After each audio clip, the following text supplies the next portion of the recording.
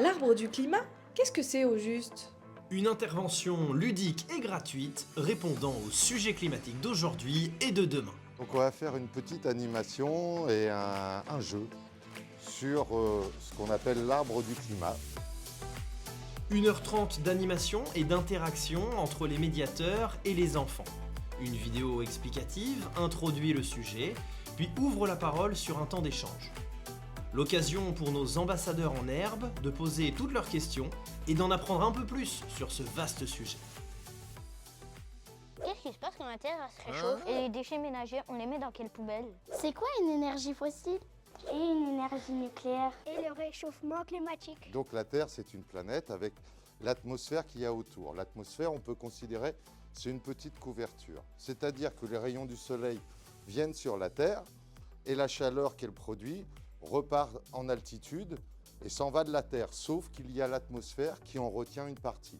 Mais alors, en quoi elle consiste cette animation? Concrètement, il s'agit là d'un projet de sensibilisation au changement climatique à destination de nos enfants. Cette action, proposée par CRAM, est menée par Médiaction pour le compte de la ville du Havre. C'est en accord avec les programmes d'éducation et développement durable et c'est complètement raccord avec ce que nous faisons cette année en CE2. C'est-à-dire que, par exemple, nous, on a un projet jardin et les élèves apprennent aussi à composter et donc ça se relie finalement. Je me suis dit que c'est une super opération pour sensibiliser les élèves au climat. Pour agrémenter la réflexion, il profite d'un outil pédagogique unique, spécialement créé pour l'occasion. C'est l'arbre du climat. En groupe, ils manipulent les cartes et cherchent à les positionner sur le plateau de jeu avec l'aide de leurs professeurs et de nos médiateurs. Est-ce qu'il existe des liens entre cette animation et nos habitudes quotidiennes? Certainement, notamment à la maison où ils commencent à trier les biodéchets, donc ça forcément ça a du lien.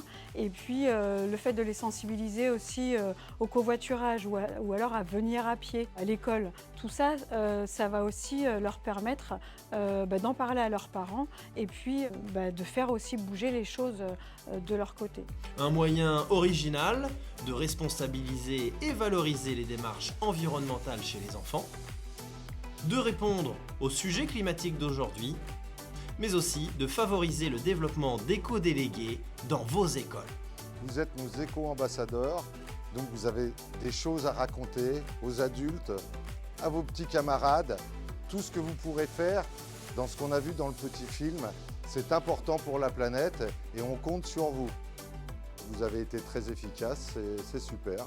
Est-ce que ça vous a plu? Alors, quand est-ce qu'on se rencontre ?